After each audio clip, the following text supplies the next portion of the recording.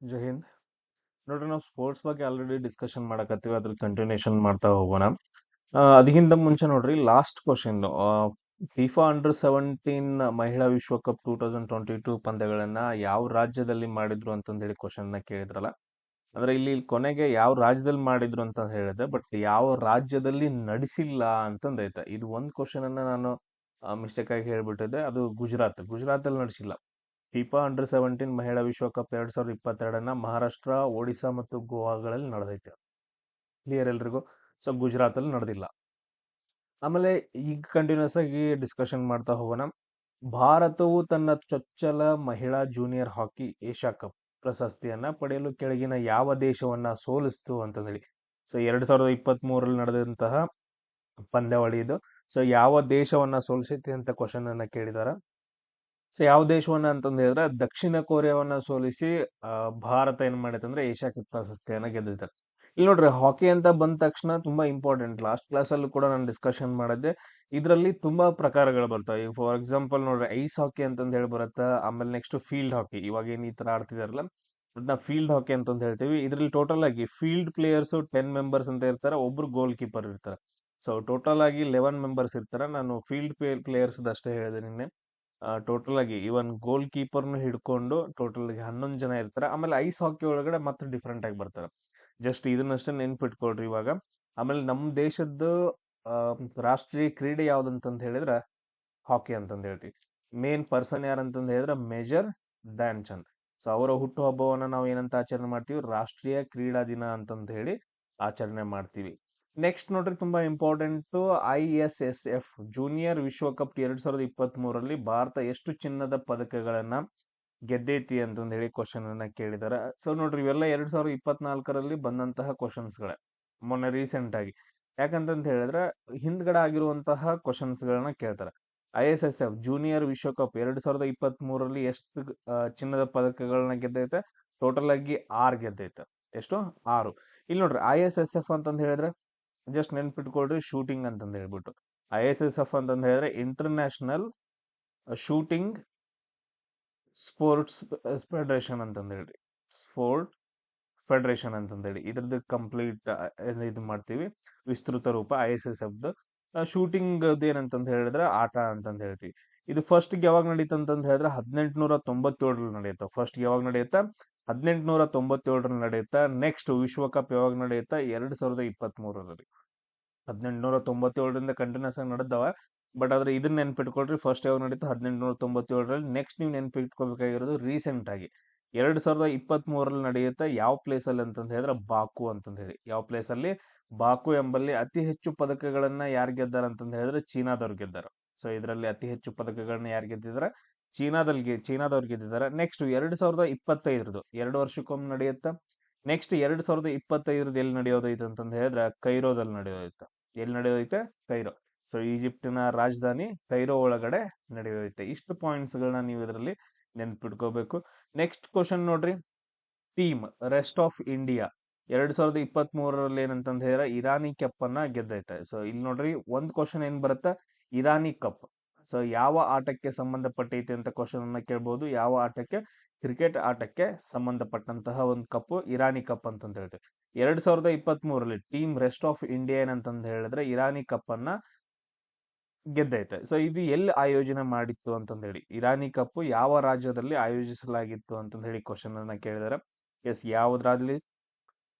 So ಎಲ್ಲಿ ಅಂತಂದ್ ಹೇಳಿದ್ರೆ ಮಧ್ಯಪ್ರದೇಶದೊಳಗಡೆ. ಎಲ್ಲಿ? ಮಧ್ಯಪ್ರದೇಶದೊಳಗಡೆ. ಸೊ ಇದು ನೋಡ್ರಿ, ಟೋಟಲ್ ಇದು ಯಾವಾಗ ಅಂತಂದ್ ಹೇಳಿದ್ರೆ 2022-23 ಪಂದ್ಯಾವಳಿಗಳು. ಸೊ ಇದ್ರಲ್ಲಿ ನಡೆಯುತ್ತೆ, ಮಧ್ಯಪ್ರದೇಶದಲ್ಲಿ ನಡೆಯುತ್ತೆ. ರೆಸ್ಟ್ ಆಫ್ ಇಂಡಿಯಾ ಟೀಮ್ ಏನಂತಂದ್ ಹೇಳಿದ್ರೆ ಗೆಲ್ಲತ್ತೆ ಇರಾನಿ ಕಪ್ ಅನ್ನ.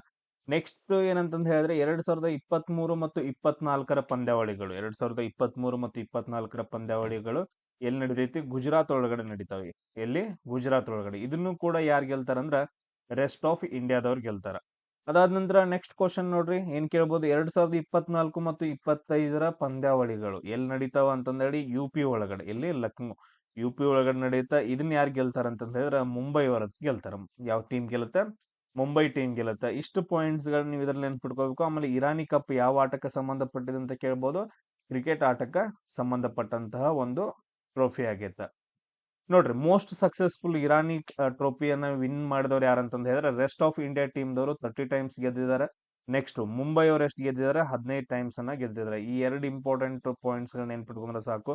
ನೆಕ್ಸ್ಟ್ ಕರ್ನಾಟಕದ ಬಗ್ಗೆ ಅಷ್ಟೊಂದು ಕ್ವಶನ್ ನಮ್ಗೆ ಕೇಳಂಗಿಲ್ಲ. ನೆಕ್ಸ್ಟ್ ಇಲ್ಲಿ ನೋಡ್ರಿ ಉಳ್ದೆಲ್ಲ ಕ್ವಶನ್ ಇಲ್ಲೇ ಅದ ನೋಡ್ರಿ. 2023-24, 2022, ಆಮೇಲೆ 2022-23, ಆಮೇಲೆ 2024-25 ಈಗ ಟೋಟಲ್ ಆಗಿ ಆಗ್ಲೇ ಏನ್ ಹೇಳ್ದ್ನಲ್ಲ ಅದನ್ನ ಲಿಸ್ಟ್ ಅನ್ನ ಇಲ್ಲಿ ಕೊಟ್ಟಿದ್ದೀನಿ.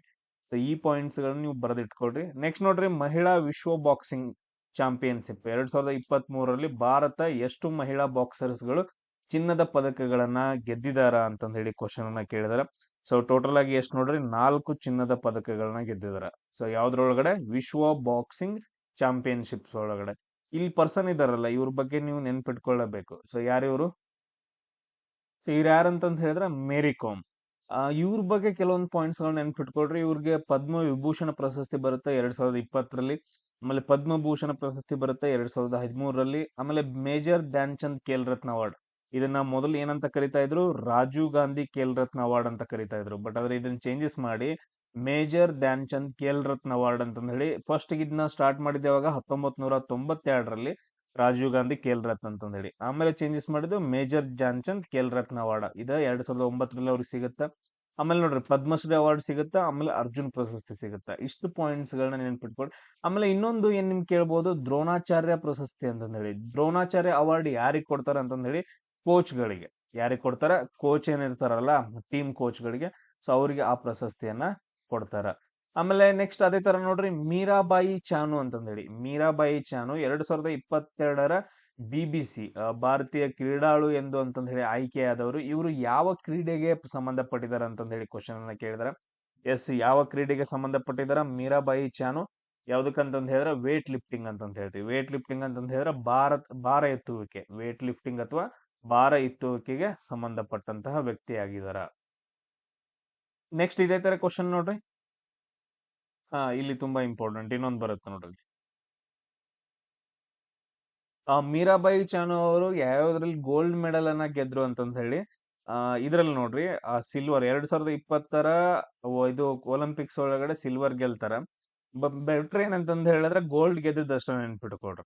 ಸೊ 2018-17ರಲ್ಲಿ ನಡೆದಂತಹ ವರ್ಲ್ಡ್ ಚಾಂಪಿಯನ್ಶಿಪ್ ಒಳಗಡೆ ಗೋಲ್ಡ್ ಅನ್ನ ಗೆಲ್ತಾರ. ಆಮೇಲೆ 2018 ಕಾಮನ್ವೆಲ್ತ್ ಗೇಮ್ಸ್ ಅಲ್ಲಿ ಗೋಲ್ಡ್ ಕೋಸ್ಟ್ ಅಲ್ಲಿ ನಡೆಯುತ್ತೆ, ಅದರಲ್ಲಿ ಗೋಲ್ಡ್ ಗೆಲ್ತಾರ. ಅದಾದ ನಂತರ 2022ರದ್ದು ಬರ್ಮಿಂಗ್ಹ್ಯಾಮ್. ಸೊ 2022ರ ಕಾಮನ್ವೆಲ್ತ್ ಗೇಮ್ಸ್ ಗಳು ಎಲ್ಲಿ ನಡೀತಾವ? ಬರ್ಮಿಂಗ್ಹ್ಯಾಮ್ ಒಳಗಡೆ ನಡೀತಾವ, ಇಂಗ್ಲೆಂಡ್. ಅದರಲ್ಲೂ ಕೂಡ ಗೋಲ್ಡ್ ಅನ್ನ ಗೆಲ್ತಾರ. ಆಮೇಲೆ ಕಾಮನ್ವೆಲ್ತ್ ಚಾಂಪಿಯನ್ಶಿಪ್ಸ್ ಅಂತಂದ್ ಹೇಳಿ ಬರ್ತಾವ. ಕೆಲವೊಂದಷ್ಟ ಇವನಷ್ಟ ಏನ್ ರೌಂಡ್ ಹಾಕಿದನಲ್ಲ ಇದನ್ನಷ್ಟ ನೆನ್ಪಿಟ್ಕೊಳ್ರಿ. ಕ್ಲಿಯರ್? ನೆಕ್ಸ್ಟ್ ಒಲಿಂಪಿಕ್ಸ್ ಬಗ್ಗೆ ನಾನು ಕ್ಲಾಸ್ ಅಲ್ಲಿ ಹೇಳ್ತೀನಿ. ಒಲಿಂಪಿಕ್ಸ್ ಬಗ್ಗೆ ಫುಲ್ ಡೀಟೇಲ್ ಆಗಿ ಹೇಳ್ತೀನಿ. ಅದ್ರ ಬಗ್ಗೆ ಅಂದ್ರೆ ಏನಂತ ಫಸ್ಟ್ ಯಾವಾಗ ನಡೀತು, ಆಮೇಲೆ ಯಾವ್ಯಾವ ಬರ್ತಾವ, ಆ ಸ್ಪೋರ್ಟ್ಸ್ ಗಳು ಇರ್ತಾವ, ನಮ್ ಇಂಡಿಯಾ ಎಷ್ಟು ಒಲಿಂಪಿಕ್ಸ್ ಮೆಡಲ್ಸ್ ಇಲ್ಲಿವರೆಗೂ ಗೆದ್ದೈತೆ, ಈ ಸರಿ ಯಾರು ಗೆದ್ದಿದಾರ ಜಾಸ್ತಿ, ಅದನ್ನ ಸಪರೇಟ್ ಆಗಿ ನಾನು ವಿಡಿಯೋ ಮಾಡಿ ಹಾಕಿರ್ತೀನಿ ನಿಮ್ಗೆ. ನೆಕ್ಸ್ಟ್ ಕ್ವಶನ್ ನೋಡ್ರಿ, ಭಾರತೀಯ ಮಹಿಳಾ ಹಾಕಿ ತಂಡದ ಮಾಜಿ ನಾಯಕಿ ಡ್ಯಾಶ್ ಡ್ಯಾಶ್ ಅವರು ಭಾರತೀಯ ಕ್ರೀಡೆಗಳಿಗೆ ನೀಡಿದ ಕೊಡುಗೆ ಮತ್ತು ಆಟಗಾರರ ಏನಂತಂದ ಹೇಳಿದ್ರೆ ಪೀಳಿಗೆ ಸ್ಫೂರ್ತಿದಾಯಕ ಕೊಡುಗೆಗೆ ಅವರಿಗೆ BBC ಜೀವಮಾನ ಸಾಧನ ಪ್ರಶಸ್ತಿ, BBC ಜೀವಮಾನ ಸಾಧನ ಪ್ರಶಸ್ತಿಯನ್ನ ಕೊಡ್ಲಾಯ್ತು ಭಾರತ ಹಾಕಿ ತಂಡದ ನಾಯಕಿ ಮಾಜಿ ನಾಯಕಿ ಅಂತಂದೇಳಿ. ಸೊ ಅವ್ರು ಯಾರು ಅಂತಂದ್ ಹೇಳಿ ಕ್ವಶನ್ ಕೇಳಿದ್ರೆ ಯಾರಂತಂದ್ ಹೇಳಿದ್ರೆ ಪ್ರೀತಮ್ ಸಿವಾಚ್. ಸೊ ಪ್ರೀತಮ್ ಸಿವಾಚ್ ಅವ್ರ ಏನಂತಂದ್ ಹೇಳಿದ್ರೆ ಅವ್ರಿಗೆ ಜೀವಮಾನ ಸಾಧನೆ ಪ್ರಶಸ್ತಿಯನ್ನ ಕೊಟ್ಟಿದ್ದಾರೆ. ಆಮೇಲೆ ಇವ್ರು ರಾಣಿ ರಾಮ್ಪಾಲ್, ವಂದನಾ ಕಟಾರಿಯಾ, ಸವಿತಾ ಪೂನಿಯಾ ಇವರೆಲ್ಲ ಯಾವ ಆಟಕ್ಕೆ ಸಂಬಂಧಪಟ್ಟಿದ್ದಾರೆ ಅಂತಂದ್ ಹೇಳಿ ಸರ್ಚ್ ಮಾಡಿ ನನಗೊಂದ ಮೆಸೇಜ್ ಅನ್ನ, ಇದು ಕಮೆಂಟ್ ಅನ್ನು ನೀವು ಹಾಕ್ಬೇಕು. ಅದೇ ತರ ನೆಕ್ಸ್ಟ್ ನೋಡ್ರಿ, ಮುಮ್ತಾಜ್ ಖಾನ್ ಅಂತಂದ್ ಹೇಳಿ ಅವರನ್ನ 2022ರ FIH ಮಹಿಳಾ rising star of the year ಅಂತಂದ್ ಹೇಳಿ ಪ್ರಶಸ್ತಿಯನ್ನ ಕೊಟ್ಟಿದ್ದಾರೆ.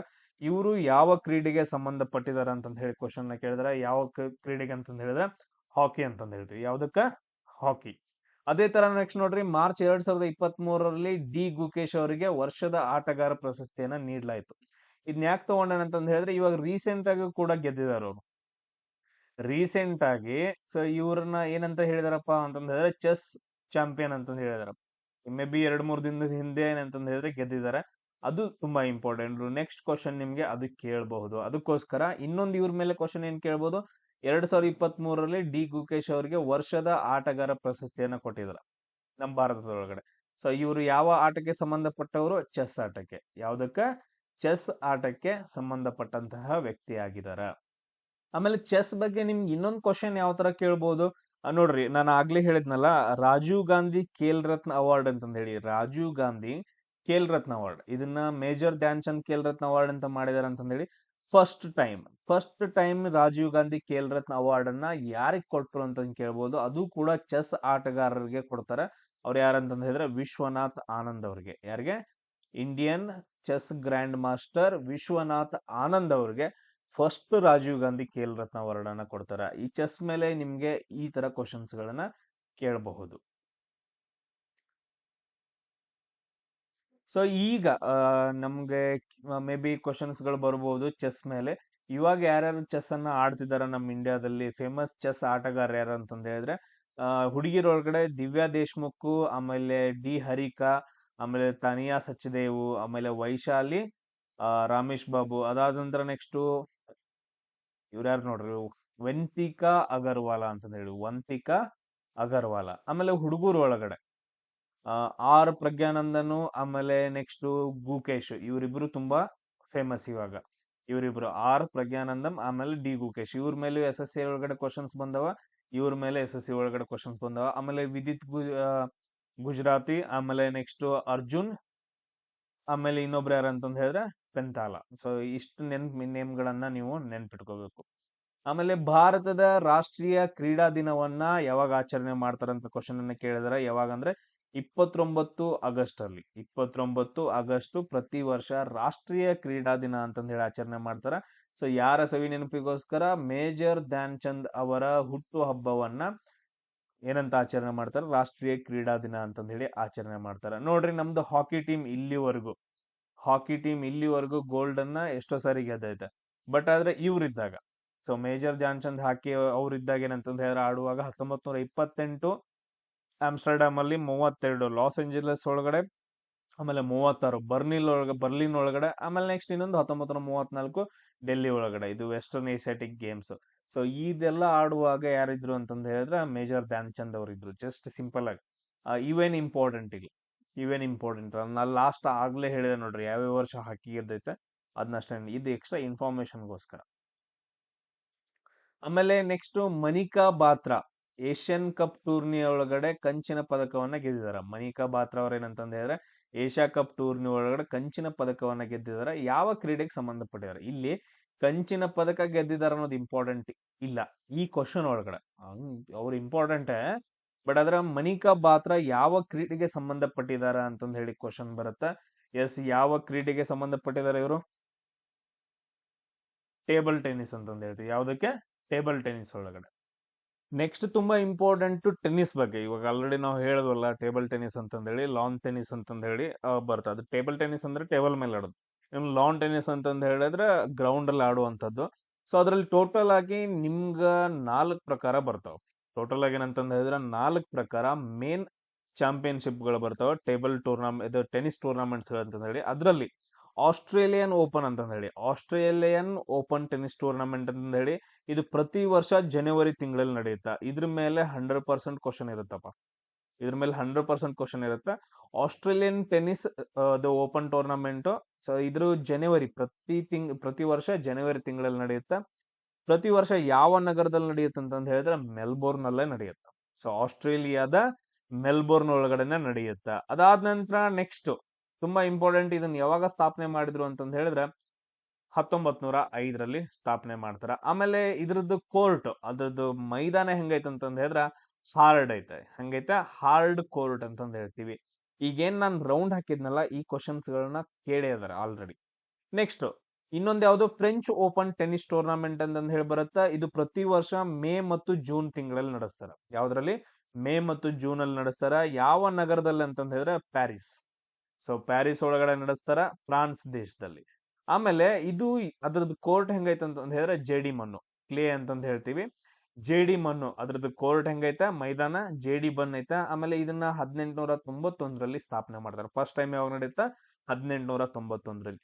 ಆಮೇಲೆ ನೆಕ್ಸ್ಟ್ ವಿಂಬಲ್ಡನ್ ಟೆನ್ನಿಸ್ ಟೂರ್ನಮೆಂಟ್ ಅಂತ ಹೇಳ್ತೀವಿ. ಪ್ರತಿ ವರ್ಷ ಜೂನ್ ಮತ್ತು ಜುಲೈ ತಿಂಗಳಲ್ಲಿ ನಡೆಯುತ್ತಾ ಲಂಡನ್ ಒಳಗಡೆ. ಆಮೇಲೆ ಇದು ಕೋರ್ಟ್ ಹೆಂಗೈತೆ ಅಂತಂದ್ ಹೇಳಿದ್ರೆ ಗ್ರಾಸ್ ಅಂತಂದ್ ಹೇಳ್ತೀವಿ, ಹುಲ್ಲಿಂದು ಗ್ರಾಸ್ ಅಂತಂದ್ ಹೇಳ್ತೀವಿ. 1877ರಲ್ಲಿ ಇದನ್ನ ಫಸ್ಟ್ ಗೆ ಸ್ಟಾರ್ಟ್ ಮಾಡ್ತಾರ. ಆಮೇಲೆ next US open tennis tournament, United States open tournament ಅಂತ ಹೇಳ್ತೀವಿ. ಇದು ಆಗಸ್ಟ್ ಮತ್ತು ಸೆಪ್ಟೆಂಬರ್ ಅಲ್ಲಿ ನಡೆಯುತ್ತಾ ನ್ಯೂಯಾರ್ಕ್ ನಗರ ಒಳಗಡೆ. ಎಲ್ಲಿ?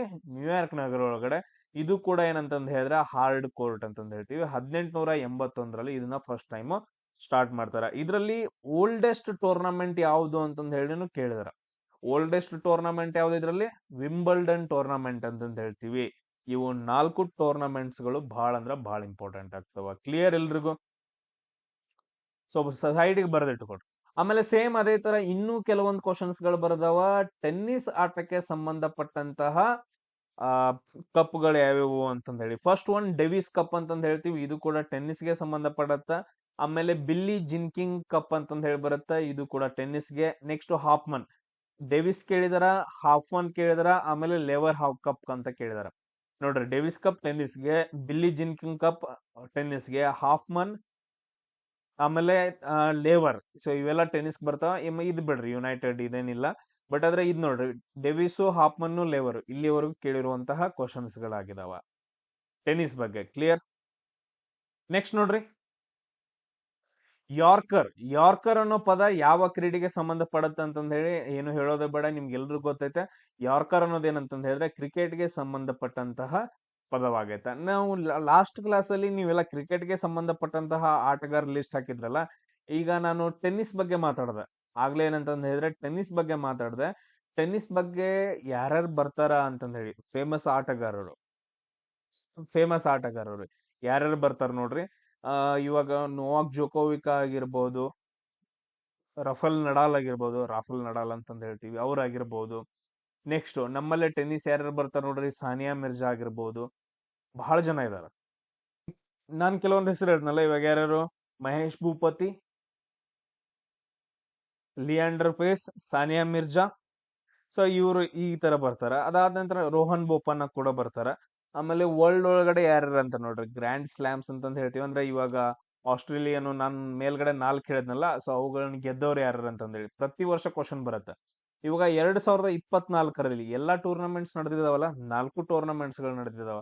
ಸೊ ಅದ್ರಲ್ಲಿ ಯಾರ್ಯಾರು ಗೆದ್ದಾರ ಅಂತಂದ್ ಹೇಳಿ ಒಂದು ಲಿಸ್ಟ್ ಅನ್ನು ಕೂಡ ನೀವು ಮಾಡ್ಕೋಬೇಕಾಗತ್ತೆ. ಮೇ ಬಿ ಹೇಳಕ್ ಬರಂಗಿಲ್ಲ, ಆ ಕ್ವಶನ್ಸ್ ಗಳು ನಿಮ್ಗ ಬರ್ಬೋದು.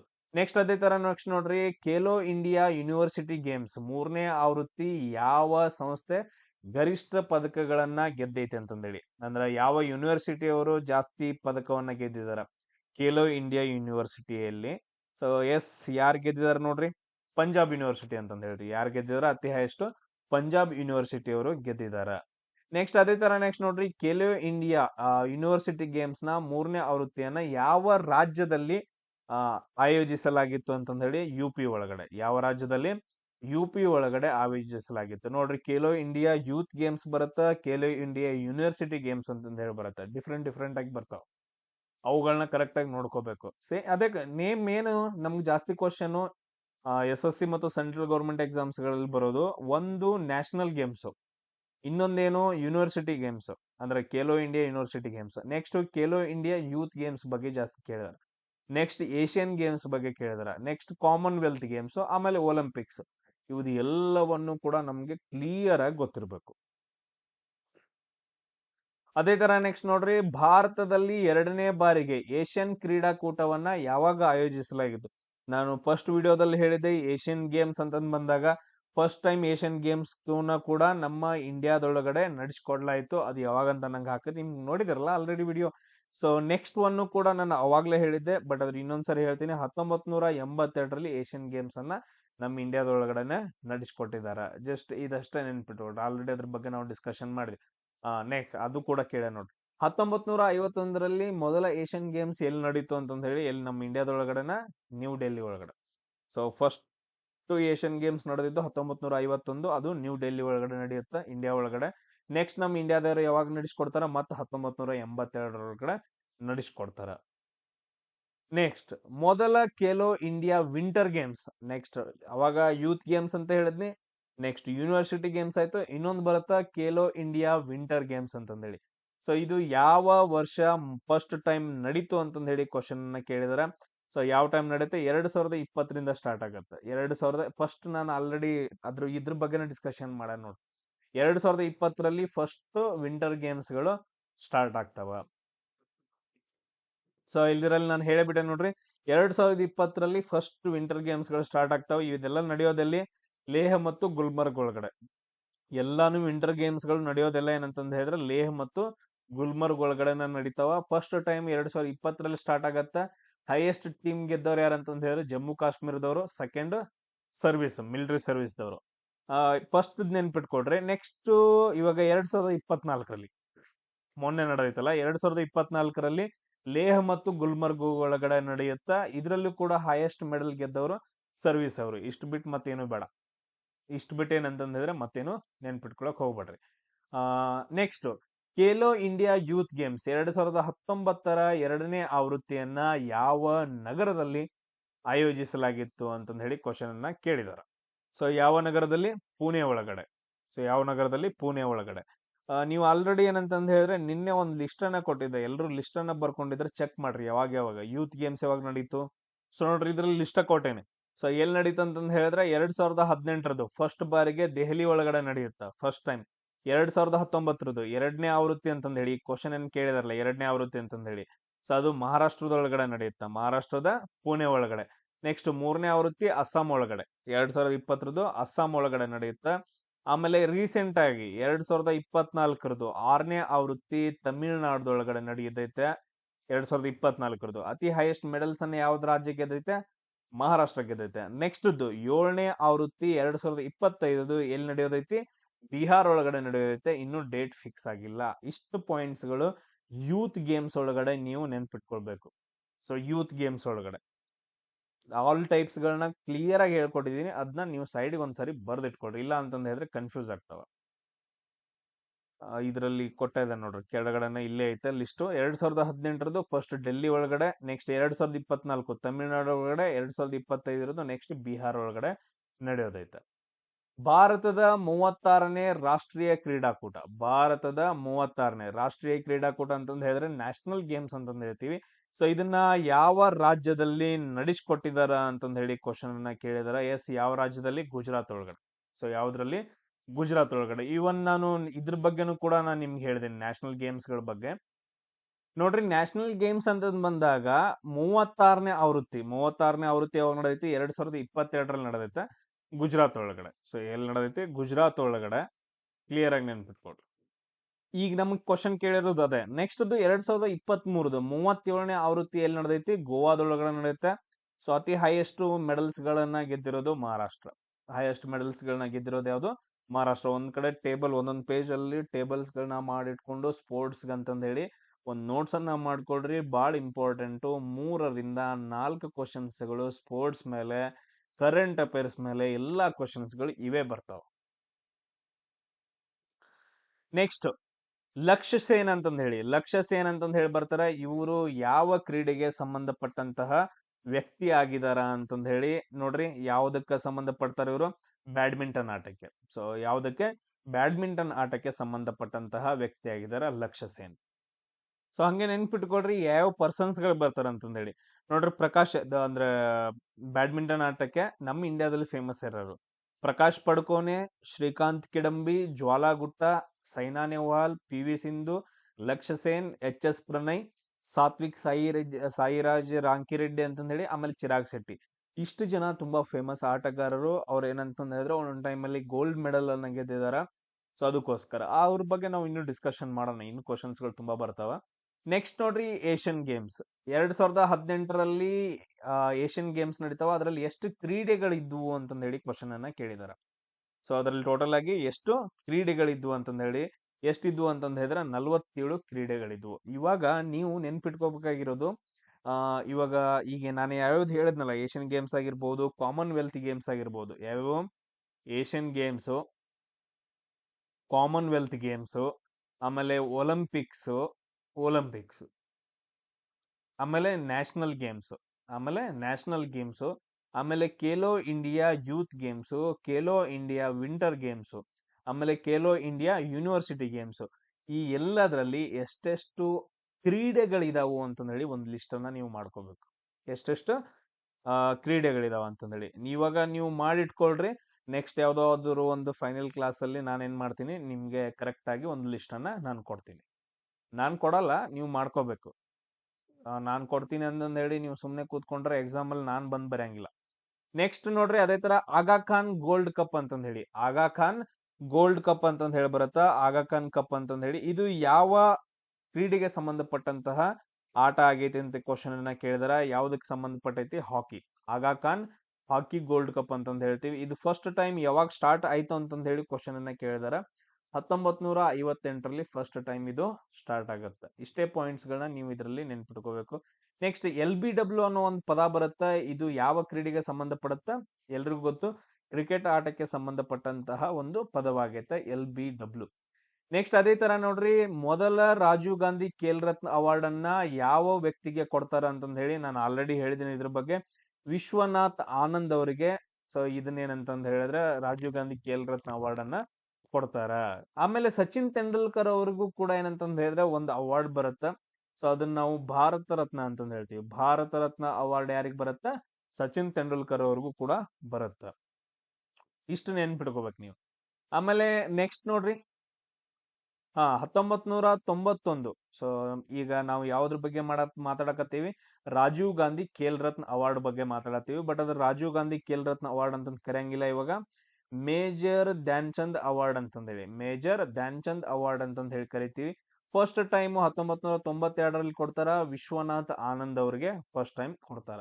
ಇಷ್ಟ ನೆನ್ಪಿಟ್ಕೊಳ್ರಿ. ಫಸ್ಟ್ ಒನ್ ಇದನ್ನ ಕೇಳ್ಬೋದು ನಿಮ್ಗೆ.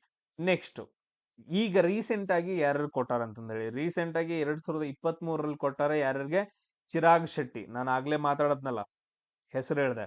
ಅವ್ರು ಇಂಪಾರ್ಟೆಂಟ್ ಯಾಕಂತಂದ ಹೇಳಿದ್ರಿ, ಬ್ಯಾಡ್ಮಿಂಟನ್ ಆಟಕ್ಕೆ ಸಂಬಂಧಪಟ್ಟವರು. ಸೊ ಇವ್ರಿಗೆ ಪ್ರಶಸ್ತಿಯನ್ನ ಕೊಟ್ಟಿದಾರ. ಆಮೇಲೆ ಸಾತ್ವಿಕ್ ಆಮೇಲೆ ರಾಂಕಿ ರೆಡ್ಡಿ, ಇವ್ರಿಬ್ರು ಬಗ್ಗೆನೂ ನಾನು ಆಲ್ರೆಡಿ ಹೇಳ್ದೆ. ಸೊ ಇವ್ರಿಬ್ರಿಗೂ ಏನಂತಂದ ಹೇಳಿದ್ರೆ ಮೇಜರ್ ಧ್ಯಾನ್ ಚಂದ್ ಅವಾರ್ಡ್ ಅನ್ನ ಕೊಟ್ಟಿದ್ದಾರೆ 2023ರಲ್ಲಿ. ಇವರಿಬ್ರು ಯಾವ ಆಟಕ್ಕೆ ಸಂಬಂಧಪಟ್ಟವರು? ಬ್ಯಾಡ್ಮಿಂಟನ್ ಆಟಕ್ಕೆ ಸಂಬಂಧಪಟ್ಟಂತಹ ವ್ಯಕ್ತಿಗಳಾಗಿದ್ದಾರೆ. ನೆಕ್ಸ್ಟ್ ನೋಡ್ರಿ, ಭಾರತದ ರಾಷ್ಟ್ರೀಯ ಕ್ರೀಡಾಕೂಟ ನ್ಯಾಷನಲ್ ಗೇಮ್ಸ್ 2022ರ 36ನೇ ಆವೃತ್ತಿಯಲ್ಲಿ, 36ನೇ ಆವೃತ್ತಿಯ ನ್ಯಾಷನಲ್ ಗೇಮ್ಸ್ ಗಳು ಎಲ್ಲಿ ನಡೆದವು? ಜಸ್ಟ್ ಇವಾಗ್ಲೇ ಡಿಸ್ಕಷನ್ ಮಾಡಿದ್ವಿ. 36ನೇದು. 37ನೇದು ಎಲ್ಲಿ ನಡೀತು ಅಂತಂದ ಹೇಳಿದ್ರೆ ಗೋವಾದೊಳಗಡೆ ನಡೀತು ಅಂತಂದ ಹೇಳಿ. 37ನೇದು ಎಲ್ಲಿ ನಡೀತು? ಗೋವಾದೊಳಗಡೆ ನಡೀತು ಅಂತಂದ ಹೇಳಿದೆ. 36ನೇದು ಎಲ್ಲಿ ನಡೀತು? ಇಲ್ಲಿ ನೋಡ್ರಿ, 36ನೇದು ಗುಜರಾತ್ ಒಳಗಡೆ, 37ನೇದು ಗೋವಾ ಒಳಗಡೆ. ಬಟ್ ಅದ್ರ ನಮಗೇನ್ ಕ್ವಶನ್ ಅನ್ನ ಕೇಳಿದಾರ? ಏನ್ ಕೇಳಿದಾರೆ? ಅದ್ರಲ್ಲಿ ಎಷ್ಟು ಕ್ರೀಡೆಗಳಿದ್ವು ಅಂತಂದೇಳಿ, ಎಷ್ಟು ಟೋಟಲ್ ಆಗಿ ಎಷ್ಟು ಕ್ರೀಡೆಗಳಿದ್ವು ಅಂತಂದೇಳಿ ಕ್ವಶನ್ ನ ಕೇಳಿದಾರೆ. ಎಷ್ಟಪ್ಪ ಅಂತಂದ ಹೇಳಿದ್ರೆ 36 ಕ್ರೀಡೆಗಳು. ಯಾವಾಗ? 2022 ಗುಜರಾತ್ ಅಲ್ಲಿ ನಡೆದಂತದ್ದು. ಬಟ್ ಅದ್ರ 37 ಗೋವಾದೊಳಗಡೆ ನಡೆದಂತದ್ದು. ಮೇ ಬಿ ಕೆಲವೊಂದು ಕ್ರೀಡೆಗಳನ್ನ ಸೇರಿಸಬಹುದು. ಪ್ರತಿ ವರ್ಷ ಒಲಿಂಪಿಕ್ಸ್ ಒಳಗಡೆ ಏನಂತಂದ ಹೇಳಿದ್ರೆ 2ರಿಂದ 3 ಗೇಮ್ಸ್ ಗಳನ್ನ ಎಕ್ಸ್ಟ್ರಾ ಮಾಡ್ಕೊಂತ ಹೋಗ್ತಾರ. ಅದಕ್ಕೋಸ್ಕರನೇ ಈ ಕ್ವಶನ್ ಬರುತ್ತೆ. ಈ ಸಾರಿ ನೆಕ್ಸ್ಟ್ 37ರಲ್ಲಿ ಎಷ್ಟಿದಾವ ಅಂತಂದ ಹೇಳಿ ನನಗ ಮೆಸೇಜ್ ಅನ್ನ ಹಾಕ್ರಿ. ಭಾರತದಲ್ಲಿ ಕ್ರೀಡಾ ಸಂಸ್ಕೃತಿಯನ್ನ ಉತ್ತೇಜನ ಮಾಡೋಕೆ ಯುವ ವ್ಯವಹಾರಗಳನ್ನ ಅಥವಾ ಕ್ರೀಡಾ ಸಚಿವಾಲಯ ಏನೈತಲ್ಲ ಪ್ರಾರಂಭ ಮಾಡಿದಾರಲ್ಲ, ಈ ಕೆಳಗಿನ ಯಾವ ಕಾರ್ಯಕ್ರಮಗಳ ಅಡಿಯಲ್ಲಿ ಬರುತ್ತ ಅಂತಂದೇಳಿ ಬಹಳ ಇಂಪಾರ್ಟೆಂಟ್ ಆಗತ್ತೆ ಇದು. ಕ್ವಶನ್ ಏನಂತಂದ ಹೇಳಿದ್ರೆ, ಕ್ರೀಡಾ ಸಚಿವಾಲಯ ಏನ್ ಮಾಡೈತಿ? ಕ್ರೀಡಾ ಸಂಸ್ಕೃತಿಯನ್ನ ಆಮೇಲೆ ಯೂತ್ ಅನ್ನ ಉತ್ತೇಜನ ಮಾಡೋಕೆ ಒಂದು ಕಾರ್ಯಕ್ರಮವನ್ನ ಹಮ್ಮಿಕೊಂಡೈತೆ ಅಥವಾ ಒಂದು ಟೂರ್ನಾಮೆಂಟ್ ಅನ್ನ ನಡೆಸುತ್ತ. ಆ ಟೂರ್ನಾಮೆಂಟ್ ಯಾವುದು ಅಂತಂದ ಹೇಳಿ ಕೇಳಿದ್ರೆ ಅದೇ ಖೇಲೋ ಇಂಡಿಯಾ. ಸೊ ಎಲ್ರಿಗೂ ಏನಂತಂದ ಹೇಳಿದ್ರೆ ನೆಕ್ಸ್ಟ್ ಒಲಿಂಪಿಕ್ಸ್ ಹೋಗೋಕೆ ಅಥವಾ ಕಾಮನ್ವೆಲ್ತ್ ಗೇಮ್ಸ್ ಅನ್ನ ಗೆಲ್ಲೋಕೆ ಸೊ ಒಂದು ಪ್ಲಾಟ್ಫಾರ್ಮ್ ಬೇಕಲ್ಲ ಯೂತ್ ಗಳಿಗೆ. ನೀವೆಲ್ಲ ಆಟ ಆಡ್ಬೇಕಂತಂದ ಹೇಳಿ ಒಂದು ಪ್ಲಾಟ್ಫಾರ್ಮ್ ಬೇಕೇ ಬೇಕು. ಸೊ ಅದಕ್ಕೋಸ್ಕರ ಅದನ್ನ ಸ್ಟಾರ್ಟ್ ಮಾಡಿದ್ರೆ ಖೇಲೋ ಇಂಡಿಯಾ. ಅದ್ರಲ್ಲಿ ಯಾವ? Khelo India youth games, Khelo India winter games, Khelo India university games ಅಂತಂದೇಳಿ ಬರ್ತಾವ. ಅದೇ ತರ ನೆಕ್ಸ್ಟ್ ನೋಡ್ರಿ, ಭಾರತೀಯ ಕ್ರೀಡಾ ಪ್ರಾಧಿಕಾರವನ್ನ ಯಾವಾಗ ಸ್ಥಾಪನೆ ಮಾಡಿದಾರ ಅಂತಂದ ಹೇಳಿ ಕ್ವಶನ್ ನ ಕೇಳಿದಾರೆ. ಇದು ಕ್ವಶನ್ ತುಂಬಾ ಸರಿ ಕೇಳಿದ್ರ. ಭಾರತೀಯ ಕ್ರೀಡಾ ಪ್ರಾಧಿಕಾರ ಯಾವಾಗ ಸ್ಥಾಪನೆ ಮಾಡಿದಾರಪ್ಪ ಅಂದ್ರ 1984 ಯಾವಾಗ ಸ್ಥಾಪನೆ ಮಾಡಿದಾರ? 1984 ಇದನ್ನ ಸ್ಟಾರ್ಟ್ ಮಾಡ್ತಾರ. ಅದೇ ತರ ನೆಕ್ಸ್ಟ್ ಸ್ಟಂಪಿಂಗ್ ಅನ್ನೋ ಪದ ಯಾವ ಕ್ರೀಡೆಗೆ ಸಂಬಂಧಪಡುತ್ತಾ, ಇದ್ರ ಬಗ್ಗೆ ಹೇಳೋದೇ ಬೇಡ, ಕ್ರಿಕೆಟ್ಗೆ ಸಂಬಂಧಪಟ್ಟಂತಹ ಒಂದು ವರ್ಡ್ ಆಗೈತೆ. ಆಮೇಲೆ ದ್ರೋಣಾಚಾರ್ಯ ಕ್ರೀಡಾ ಪ್ರಶಸ್ತಿಯನ್ನ ಯಾರಿಗೆ ನೀಡ್ಲಾಗತ್ತೆ ಅಂತಂದ್ರೆ, ನಾನು ಇದ್ರ ಬಗ್ಗೆ ಆಲ್ರೆಡಿ ಡಿಸ್ಕಷನ್ ಮಾಡಿ, ತಂಡದ ಕೋಚ್ಗಳಿಗೆ ದ್ರೋಣಾಚಾರ್ಯ ಅವಾರ್ಡ್ ಅನ್ನ ಕೊಡ್ತಾರ. ಆಮೇಲೆ ಪ್ಲೇಯರ್ಸ್ಗೆ ಯಾವ ಅವಾರ್ಡ್ ಅನ್ನ ಕೊಡ್ತಾರ, ಅರ್ಜುನ್ ಪ್ರಶಸ್ತಿಯನ್ನ ಕೊಡ್ತಾರ. ಪ್ಲೇಯರ್ಸ್ಗೆ ಯಾವ ಪ್ರಶಸ್ತಿಯನ್ನ ಕೊಡ್ತಾರ, ಅರ್ಜುನ್ ಪ್ರಶಸ್ತಿಯನ್ನ ಕೊಡ್ತಾರ. ಅದೇ ತರ ನೆಕ್ಸ್ಟ್ ನೋಡ್ರಿ, ಕೆಳಗಿನ ಯಾವ ಪ್ರಶಸ್ತಿಯನ್ನು ರಾಷ್ಟ್ರೀಯ ಕ್ರೀಡಾ ದಿನದಂದು ನೀಡಲಾಗುವುದಿಲ್ಲ ಅಂತಂದೈತೆ. ಯಾವ ಪ್ರಶಸ್ತಿಯನ್ನ ಕೊಡಂಗಿಲ್ಲ ರಾಷ್ಟ್ರೀಯ ಕ್ರೀಡಾ ದಿನದಂದ ಅಂತ ಹೇಳಿ ಕೇಳಿದಾರ. ಯಾವ್ದಂತಂದ್ ಹೇಳಿ ನೋಡ್ರಿ, ಅರ್ಜುನ್ ಪ್ರಶಸ್ತಿಯನ್ನ ಕೊಡ್ತಾರ ಅದೇ ದಿನ, ದ್ರೋಣಾಚಾರ್ಯ ಪ್ರಶಸ್ತಿಯನ್ನ ಕೊಡ್ತಾರ, ಆಮೇಲೆ ಧ್ಯಾನ್ ಚಂದ್ ಅವಾರ್ಡ್ ಅನ್ನ ಕೊಡ್ತಾರ. ಬಟ್ ಆದ್ರೆ ಪರಮ ವೀರ ಚಕ್ರವನ್ನ ಕೊಡಂಗಿಲ್ಲ. ಇದು ಮಿಲಿಟರಿಗೆ ಸಂಬಂಧಪಟ್ಟದ್ದು. ಪರಮ ವೀರ ಚಕ್ರ ಏನಂತಂದ್ ಹೇಳಿದ್ರೆ ಮಿಲಿಟರಿಗೆ ಸಂಬಂಧಪಟ್ಟಂತಹ ಅವಾರ್ಡ್ ಆಗೈತ. ನೆಕ್ಸ್ಟ್ ನೋಡ್ರಿ, ಶೂಟಿಂಗ್ ಗಾರ್ಡ್ ಅಂತಂದ್ ಹೇಳಿ ಬರುತ್ತ. ಶೂಟಿಂಗ್ ಗಾರ್ಡ್ ಅನ್ನೋ ಒಂದು ಪದ ಬರುತ್ತ. ಇದು ಯಾವ ಕ್ರೀಡೆಗೆ ಸಂಬಂಧಪಟ್ಟಂತಹ ಒಂದು ಪದವಾಗೈತೆ ಅಂತಂದ್ ಹೇಳಿ, ಬಾಸ್ಕೆಟ್ ಬಾಲ್ಗೆ ಸಂಬಂಧಪಟ್ಟಂತಹ ಒಂದು ಪದವಾಗೈತೆ. ಸೊ ನೋಡ್ರಿ, ಬಾಸ್ಕೆಟ್ ಬಾಲ್ ಟೀಮ್ ಅಲ್ಲಿ ಎಷ್ಟ್ ಜನ ಇರ್ತಾರೋ ಅಂತಂದ್ ಹೇಳಿ ಕ್ವಶನ್ ಬರ್ಬೋದು. ನೋಡ್ರಿ, ನಾರ್ಮಲ್ ಆಗಿ ಬೇರೆ ಬೇರೆ ತರ ಬರ್ತಾವ. ಕೆಲವೊಂದ್ ಜನ ಏನಂತಂದ್ ಹೇಳಿದ್ರೆ 8 ಜನ ತಗೊಂಡಿರ್ತಾರ, 7 ಜನ ತಗೊಂಡಿರ್ತಾರ, ಉಳಿದವ್ರನ್ನೆಲ್ಲ ಕೂಡ್ಸಿರ್ತಾರ. ಬಟ್ ಅದ ಬೇಡ. ಬಟ್ ಅದ್ರ ಫೀಲ್ಡ್ ಅಲ್ಲಿ ಆಟ ಆಡುವಂತಹ ಒಂದು ಟೀಮ್ ಮೆಂಬರ್ಸ್ ಎಷ್ಟ್ ಅಂತಂದ್ ಹೇಳಿದ್ರೆ 5 ಜನ ಬರ್ತಾರೆ. ಎಷ್ಟ್ ಜನ? 5 ಜನ ಅಂತಂದ್ ಹೇಳಿ ಬರ್ತಾರ. ಈ ಪಾಯಿಂಟ್ ಅನ್ನ ನೆನ್ಪಿಟ್ಕೊಡ್ರಿ. ಬೇರೆ ಬೇರೆ ಬರ್ತಾರ, ಬಟ್ ಅದ್ರ ಆಟ ಆಡುವಾಗ ಫೀಲ್ಡ್ ಅಲ್ಲಿ ಎಷ್ಟ್ ಜನ? 5 ಜನ ಅಂತಂದ್ ಹೇಳಿ ಬರ್ತಾರ. ನೆಕ್ಸ್ಟ್ ಅದೇ ತರ ನೋಡ್ರಿ, ಬ್ಯಾಡ್ಮಿಂಟನ್ ಅಲ್ಲಿ ಪ್ರತಿ ಆಟವು ಎಷ್ಟು ಅಂಕಗಳನ್ನ ಹೊಂದಿರತ್ತೆ ಅಂತಂದೇಳಿ. ಬ್ಯಾಡ್ಮಿಂಟನ್ ಒಳಗಡೆ ಪ್ರತಿ ಆಟ ಎಷ್ಟು ಅಂಕಗಳನ್ನ ಹೊಂದೈತೆ ಅಂತಂದ್ ಹೇಳಿದ್ರೆ 21 ಅಂಕಗಳನ್ನ. ಎಷ್ಟು? 21 ಅಂಕಗಳನ್ನ ಹೊಂದಿರತ್ತೆ ಬ್ಯಾಡ್ಮಿಂಟನ್ ಒಳಗಡೆ. ನೆಕ್ಸ್ಟ್ ದಕ್ಷಿಣ ಏಷ್ಯಾ ಕ್ರೀಡಾಕೂಟ ಇನ್ನೊಂದು ಬರುತ್ತಾ, ದಕ್ಷಿಣ ಏಷ್ಯಾ ಕ್ರೀಡಾಕೂಟ. ಏಷ್ಯನ್ ಗೇಮ್ಸ್ ಅಲ್ಲ, ಸೌತ್ ಏಷ್ಯನ್ ಗೇಮ್ಸ್ ಅಂತಂದ್ ಹೇಳಿ ಬರುತ್ತಾ. ಫಸ್ಟ್ ಟೈಮು ಇದು ಯಾವಾಗ ನಡೀತು ಅಂತಂದ್ ಹೇಳಿ ಕ್ವಶನ್ ಅನ್ನ ಕೇಳಿದ್ರೆ, ಯಾವಾಗ ನಡೀತು ಅಂದ್ರೆ 1984ರಲ್ಲಿ ಮೊದಲ ಬಾರಿಗೆ ಸೌತ್ ಏಷ್ಯನ್ ಕ್ರೀಡಾಕೂಟಗಳು ನಡೀತಾವ. ಅಷ್ಟೇ ನೆನ್ಪಿಡುವ, ಅದ್ಬಿಟ್ಟು ಬೇರೆ ಕ್ವಶನ್ ಕೇಳಿಲ್ಲ ಅದ್ರ ಮ್ಯಾಲ. ನೆಕ್ಸ್ಟ್ ಏಷ್ಯನ್ ಗೇಮ್ಸ್ 2018 ಎರಡರಲ್ಲಿ ಎಲ್ಲಿ ನಡೀತು ಅಂತಂದ್ ಹೇಳಿ, ಇಂಡೋನೇಷ್ಯಾ ಒಳಗಡೆ. ಏಷ್ಯನ್ ಗೇಮ್ಸ್ 2018 ಎಲ್ಲಿ ನಡೆಯುತ್ತ? ಇಂಡೋನೇಷ್ಯಾದೊಳಗಡೆ ನಡೆಯುತ್ತ. ನಮ್ಗೆ ಲಾಸ್ಟ್ ನಾನು ಹೇಳಿದ್ನಲ್ಲ ನಿಮ್ಗೆ, ಏಷ್ಯನ್ ಗೇಮ್ಸ್ ಗಳು ಎಲ್ಲಿ ನಡೀತಾವ ಅಂತಂದ್ ಹೇಳಿ. Yes, first time Asian games ಎಲ್ಲಿ ನಡೀತಾವ? ನ್ಯೂ ಡೆಲ್ಲಿ ಒಳಗಡೆ ಫಸ್ಟ್ ಟೈಮ್ ನಡೀತು. ಅದಾದ ನಂತರ ನೆಕ್ಸ್ಟ್ 2018 ಒಳಗಡೆ, ಇವಾಗ ಏನ್ ಕ್ವಶನ್ ಕೇಳಿದ್ನಲ್ಲ ನಾನು, ಡಿಸ್ಕಷನ್ ಮಾಡ್ತೀನಿ, ಅದು ಜಕಾರ್ತ್ ಮತ್ತು ಪಾಲೆಂಬಾಂಗ್ ಒಳಗಡೆ ಇಂಡೋನೇಷ್ಯಾದೊಳಗಡೆ ನಡೀತು. 2022 ಏಷ್ಯನ್ ಗೇಮ್ಸ್ ಹಾಂಗ್ಜೋ ಒಳಗಡೆ ನಡೆಯುತ್ತೆ. ನೆಕ್ಸ್ಟ್ 2026 ಐಚಿ ಮತ್ತು ನಗೋಯಾ ಒಳಗಡೆ ನಡೆಯೋದೈತೆ. 2030 ದೋಹಾ ಒಳಗಡೆ ನಡೆಯೋದೈತೆ. ಇಷ್ಟು ನೀವು ನೆನ್ಪಿಟ್ಕೋಬೇಕು. ಈಗೇನ್ ರೌಂಡ್ ಹಾಕಿದ್ನಲ್ಲ ಇವನ್ನೆಲ್ಲ. ಇನ್ನೊಂದು ಫಸ್ಟ್ ಟೈಮ್ ಎಲ್ಲಿ ನಡೀತು? ನ್ಯೂ ಡೆಲ್ಲಿ ಒಳಗಡೆ. ನೆಕ್ಸ್ಟ್ ಇಂಡಿಯಾದೊಳಗಡೆ ಯಾವಾಗ ನಡೀತು? 1982 1982 ನ್ಯೂ ಡೆಲ್ಲಿ ಒಳಗಡೆ. ನೆಕ್ಸ್ಟ್ ಬ್ಯಾಡ್ಮಿಂಟನ್ ಸಿಂಗಲ್ಸ್ ಆಟದಲ್ಲಿ ಇಬ್ಬರು ಆಟಗಾರರು 29 ಅಂಕಗಳನ್ನ ಹೊಂದಿದ್ರೆ. ಸೊ ಇಬ್ಬರು ಆಟಗಾರರು ಏನಂತಂದ್ ಹೇಳಿ 29 ಅಂಕಗಳನ್ನ ಹೊಂದಿದ್ರೆ, ಸೊ ಅವರು ಯಾವ ಹಂತದಲ್ಲಿ ಆಟವನ್ನ ಗೆಲ್ತಾರ ಅಂತಂದ್ ಹೇಳಿ, 29 ಇಬ್ಬರದು ಪಾಯಿಂಟ್ಸ್ ಗಳು 29 ಆಯ್ತು ಅಂತಂದ್ ಹೇಳಿದ್ರೆ 30ನೇ ಪಾಯಿಂಟ್ಗೂ ಯಾರು ರೀಚ್ ಆಗ್ತಾರ ಅವ್ರು ಗೆಲ್ತಾರ ಅಂತಂದ್ ಹೇಳಿ ಈ ಕ್ವಶನ್ ಬರುತ್ತೆ. ಭಾರತದ ಯಾವ ನೆರೆಯ ರಾಷ್ಟ್ರವು ಕಾಮನ್ವೆಲ್ತ್ ಗೇಮ್ಸ್ ಅಲ್ಲಿ ಭಾಗವಹಿಸಂಗಿಲ್ಲ ಅಂತಂದ್ ಹೇಳಿ. ಸೊ ಇದ್ರಲ್ಲಿ ಎಲ್ಲಾ ವಹಿಸ್ತಾವ, ಬಟ್ ಅದ್ರ ಚೀನಾ ಏನಂತಂದ್ ಹೇಳಿದ್ರೆ ಕಾಮನ್ವೆಲ್ತ್ ಗೇಮ್ಸ್ ಅಲ್ಲಿ ಭಾಗವಹಿಸಂಗಿಲ್ಲ. ಕಾಮನ್ವೆಲ್ತ್ ಗೇಮ್ಸ್ ಏನ್ ನಡೀತಾವಲ್ಲ ಅದರಲ್ಲಿ ಚೀನಾ ಭಾಗವಹಿಸಂಗಿಲ್ಲ ಅಂತಂದ್ ಹೇಳಿ ಕ್ವಶನ್ ನಿಮ್ಗೆ ಕೇಳ್ಬೋದು. Is clear? ಸೊ ಇಷ್ಟು ಪಾಯಿಂಟ್ಸ್ ಗಳನ್ನ ನೀವು ಇದರಲ್ಲಿ ನೆನ್ಪಿಟ್ಕೋಬೇಕು. ನೆಕ್ಸ್ಟ್ ಇನ್ನು ಏನಂತಂದ್ ಹೇಳಿದ್ರೆ 2 ವಿಡಿಯೋಸ್ ಗಳನ್ನ ನಾನು ಮಾಡಿ ಹಾಕ್ಬೋದು ನಿಮ್ಗೆ. ಎಲ್ಲಾ ಕ್ವಶನ್ಸ್ ಗಳನ್ನ ನಾನು ನಿಮ್ಗೆ ಡಿಸ್ಕಷನ್ ಮಾಡ್ತೀನಿ. ಸೊ ಎಲ್ರಿಗೂ ಶೇರ್ ಮಾಡ್ರಿ, ಅದೇ ತರ ಸಬ್ಸ್ಕ್ರೈಬ್ ಆಗ್ರಿ. ಇಷ್ಟೊಂದು ನಾನು ನಿಮ್ಗೆ ಮಾಡಿ ಹಾಕ್ತಾ ಇದೀನಿ, ಜಾಸ್ತಿ ಹುಡುಗರಿಗೆ ರೀಚ್ ಆಗ್ಲಿ. ಇದು ಸೆಂಟ್ರಲ್ ಗೌರ್ಮೆಂಟ್ಸ್ ಆಗಿರ್ಬೋದು, ಸ್ಟೇಟ್ ಗೌರ್ಮೆಂಟ್ಸ್ ಆಗಿರ್ಬೋದು, ಎರಡಕ್ಕೂ ಯೂಸ್ ಆಗುವಂತಹ ವಿಡಿಯೋಸ್ ಗಳಿದಾವ. ದಯವಿಟ್ಟು ಎಲ್ರಿಗೂ ಶೇರ್ ಮಾಡ್ರಿ.